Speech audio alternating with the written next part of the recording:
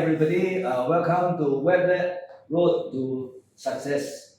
Alvin Lee here, and my guest today here is Loh En En from EBA Construction. Say hello.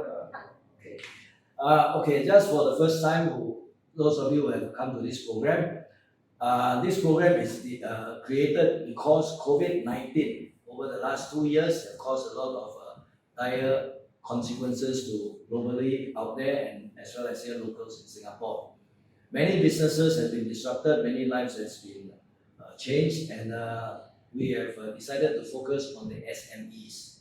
Why the SMEs that we go about? Because we feel that many groups of companies and people's lives have been taken care, except that we think that more focus needs to be done for the SME owners. So today we have with us EBA Construction, and they have started in 1998, and they are in the light construction equipment sales and services area, which, for example, portable generator, pumps, compactors, and plates, those things are inside the construction. As we all know, the COVID-19 came, the first hit industry is the construction, because most of the people either in the dormitory got them to be put together, hold up in the hostels, and many things that happened in the earlier times. So the whole idea of this purpose of the interview is to understand from the owners themselves some of the things they've done before before the COVID came along, and some of the things that what did they do, the struggles that they go through, the lowest point, and the most challenging moments in their life during these 2 years. And at the end, what do they see in the post-COVID times? Okay, so I would now like to introduce you, or maybe say a few things to our customer, some of the things that you do before the COVID came along. Yeah, hello everybody. I'm En En here, the directors of, actually most of people is EBA. Okay, it's actually founded in 1993 by 3 friends called En En, Benny, and Andy. That's why they run by EBA. But Alvin, most people like Alvin would like to call EBA. Like what I mentioned, really, construction is fine, but we are the first one to hit during the COVID.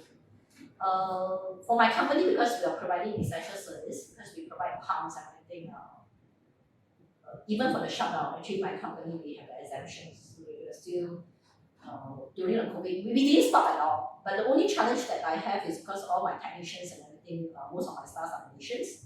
And I still remember during the, if I'm not wrong, if I remember clearly, it's the March, where the government had announced that there will be a shutdown, so everybody panics. And for me, I think family is more important, especially some of my colleagues, they have families that in Malaysia. So being the boss, I say no, family is more important. I will be in Singapore, so they start all going back to Malaysia. Okay, and then I think the shutdown is on April to May, right? Sorry, I mean, for me, I'm quite positive, but whatever it is, you have to face it and move on. Okay. So this was in the early stages of COVID-19. So you are describing how your workers felt the moment, their families. Yeah, the moment just I mentioned about the COVID. Right. Yeah. So they thought their family is important, so they. No, it's not they thought, they did not mention, but personally, as I'm also director of the company. Yeah, for them, a lot of them is panic, they might lose the job. Right. I say no. For me, I really assured them, which I told them, as long as the company can, because first of all, you have to understand when they go back to Malaysia, the first thing fresh in their mind, all my employees will say no salary, is it? Because not forgetting they are in work permit. For Singaporeans, you know, right, Singapore government have actually settled. What about foreign workers? So I assured them, as long as you're EBA, we call it all my colleagues, we call it EBA. I say as long as we are all the same. Provided the company is still there, we still have cash, So this is what I assured them. And after assuring them, right, then some have decided. I told them it's to me. I told them family is more important. So this was the first wave of the during the March circuit breaker, the first wave. Before the official closure Yes, okay. of the borders. Okay. Yeah. So maybe just take a step backwards to our audience, for our audience. Before COVID came, what was EBA? The company Before COVID came, actually, for EBA, for the past 10 years, actually, we have our household brand called Kanda. So personally, for me, actually, I was focusing on overseas, opening overseas market. Okay? And definitely COVID coming also.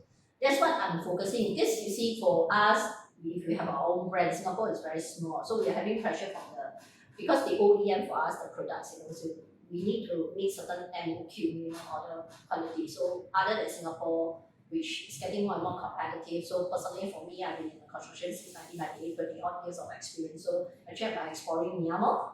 Actually I've been going to Myanmar, overseas, those developing countries like that. I'm small. Okay, so for the audience, En En's company of EBA Construction, while he has a presence here in Singapore, she herself with her management team was focusing on Yeah, getting for the past, I think during the that means from year 2013-14, we start doing the regional Southeast Asia. So going outside Singapore, so the focus was, for example, Myanmar and developing countries, nearby. So while they were focusing on the outside, while we're having a small market down here, then the COVID came. Then when the COVID came, the circuit breaker came along. And then because your workers, some of them are from Malaysia, so they are very majority of them is doing the operation. Cannot work from home time. Okay, so the lesson learned from this episode was that bottom line, family important. We work from the family upwards first. Something like that. That is my company. I feel that, a lot of us actually work because of the family. Okay, good.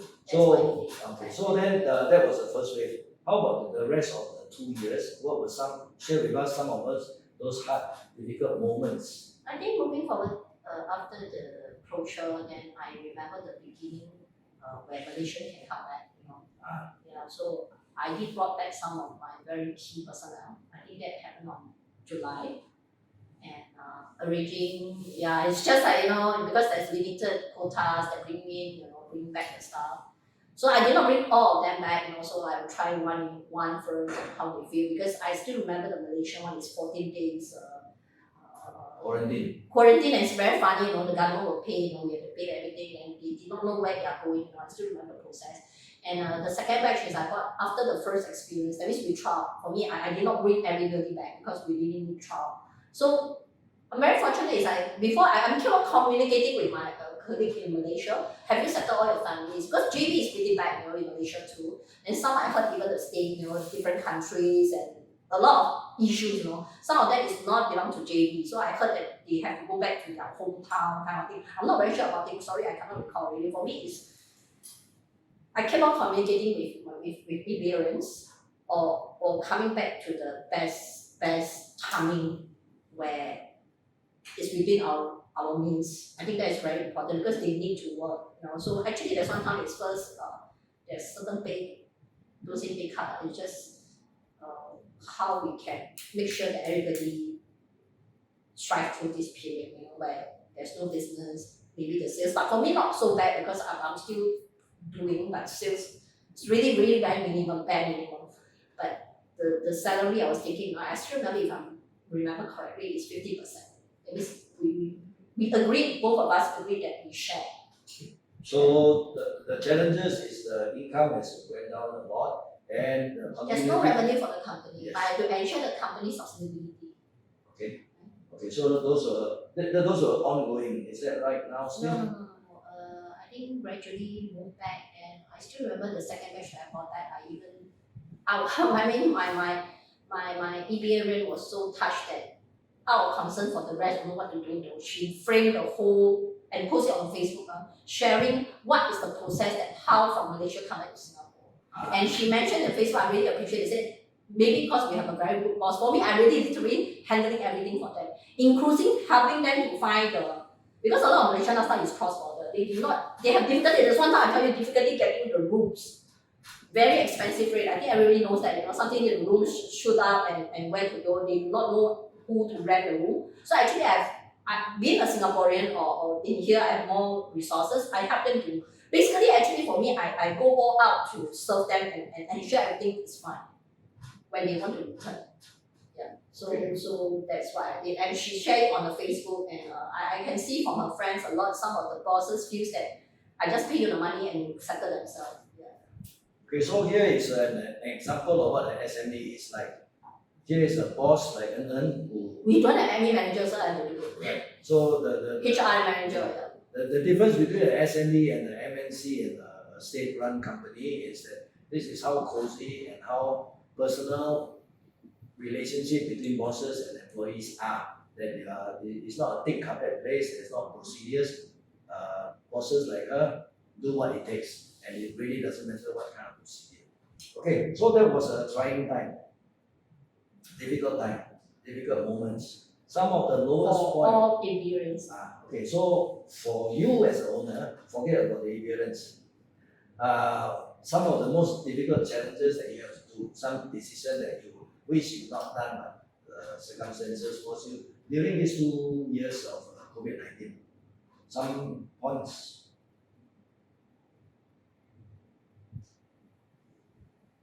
Circumstances that have been forced to do. Right. So like you can't take back everybody from Malaysia. Let's say out of 10 workers, how many staff, key staff?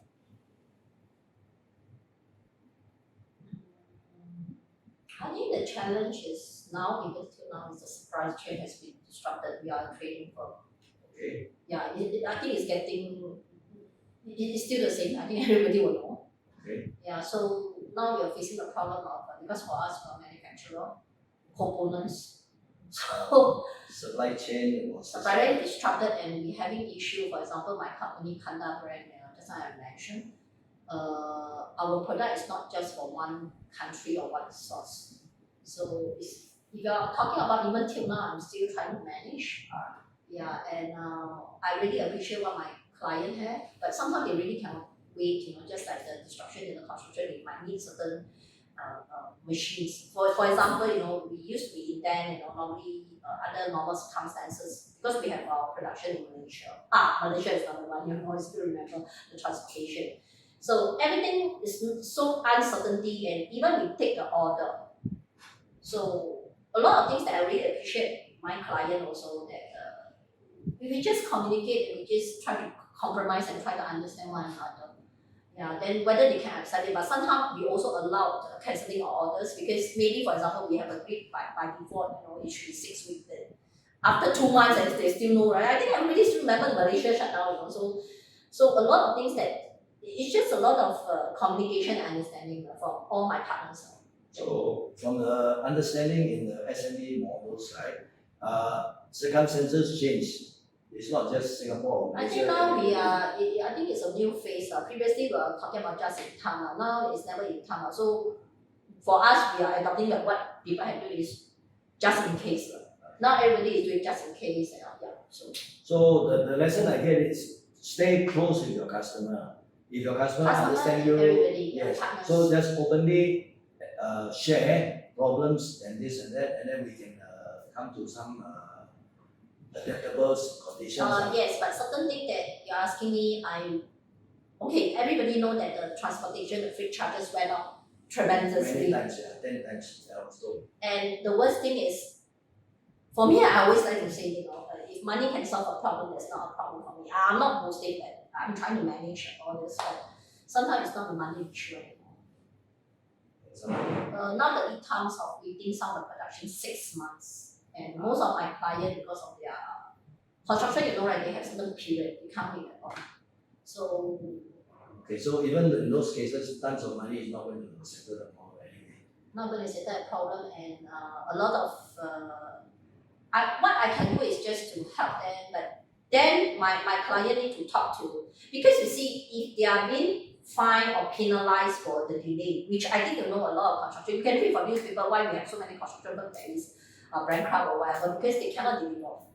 So the government is trying to, it's just like the same for the rental, So if yours is a private project, then it will be challenging. But if yours is a government one, I think it's still okay. So I'm still talking and following up with all my, because like what I mentioned, we already started 90, most of my clients has been with us some 10 or 20 years, you know. So just like what I did with EBA 人 I think everybody just, in Chinese we call 抱团取暖，这边是寒冬，抱团取暖 ，so we support one another. During the winter, all gather together so that we can keep warm. Keep the whole idea is the long term. Contracts are contracts, normal times they follow their To way. me 我是觉得活着最重要，你死了什么都无所谓，就是活着，活着就有希望。Whatever it takes to survive, whatever it takes to go through this difficult period together, including whether it's government or private sector or contractors or subcontractor, it doesn't matter. All have to come together to come to some terms so that we can move forward together Yes. in the long term. Whether it's employee, whether it's I keep on saying grit, G-R-I-T. 中文怎么说？坚持下去，坚持 grit, okay? And then example. Actually, this time is also a lot of people say COVID is a very good measures how resilient your company is. And I think the next question moving forward, I can see that I have leveraged on this opportunity, do a lot of self-learning, and my company also embarking on the automation, and now a lot of my contractors also realize that they no longer, like what I said already, it is never just in time or looking at the labor, a lot of people just in case. So now they are starting to have some contingency plan. A lot of my clients say that, oh, maybe I have to start thinking of other methods of deliver their job instead of relying on those foreign talents. Maybe I should embark on machines where machine will get. I will joke, because I'm now also doing construction robots. Robots and machine will not get COVID, so we will not have this problem. Right? For construction, we have shift. Team A, Team B, a lot of this kind of thing that they will not match. So really, I salute all the HR from all the construction firms doing project one. It's never that easy. Okay. So moving forward, from what I remember, I read about your robots that's coming out, and you have some other ideas. Robot actually is not from us. We are in collaboration with another company called Transformer Robotics. Right. Because robot is a very big tech, so we are just their industrial partner to have feedback, because they are very good in. They are not in the construction firm, but they do have the technology know-how, but not the industrial process. Yeah. Okay, good. So this is where I am coming to the part about pivoting businesses. Here is a light construction equipment sales and services company that is now partnering with a robotic research R&D in one arm things as a part of industrial park. Yeah, so strength. now they are looking for new areas to go into, which is as a result of COVID-19 forces where labor are in shortage, whether transportation, supply chain, all that get disrupted. So they are now seriously looking at places which they would otherwise would not look at. You mean my existing client, yes, and now they are also looking for alternative materials. I think the same also our food, right? We do dirty. Now everybody start planting, So for construction, it will be the same. I just finished one of the iTech. They're talking about printing 3D printing. Oh, it's really a lot of things on it. Because now previously you can. I know 3D if you're talking about, but somehow it's better than nothing, right? The cost might went up, but at least you can finish your project. Rather than, because there's nothing you can do on the supply chain. It's not, the delay is actually quite terrible already. So you have to finish, just what I mentioned, right, about the assembly of a certain product. So maybe the cost of them might different by 20 or 30% or even 50% or 100%, but at least you can complete the projects. This is very important. Yeah, I was in the iTech exhibition together with En En, and Industrial Transformation Asia Pacific. okay. Yeah. So one of the key things that I learned from the whole 3 days exhibition was, because of COVID, all the international supply chain cross-border is all disrupted. So one of the key lessons that everybody learned is called the self-sufficiency at the local area. One more time, self-sufficiency at the local area. So as much as you can, all your capabilities and all your facilities and all your equipment must be within your borders. And then even within borders, if you are in a very large country, one end to the other could be taking days and weeks and months to go from there. Singapore is a bit more I think it's a very good case I don't know whether I should mention. I think our government or Temasek or whoever investment have brought back the whole mass production line, right? I remember that, so the mask, if I'm correct. So this mask actually, if I'm not wrong, is in Taiwan.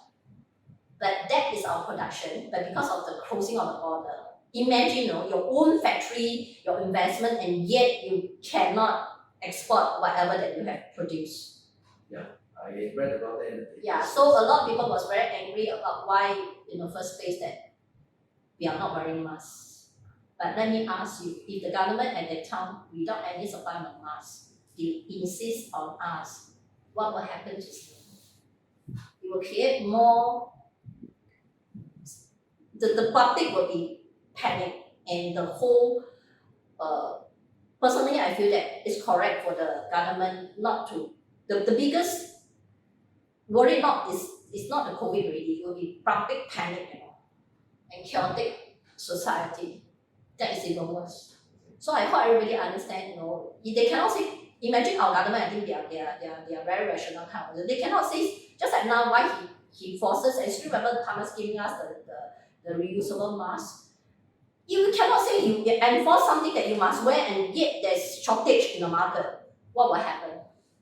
It will create all the panics.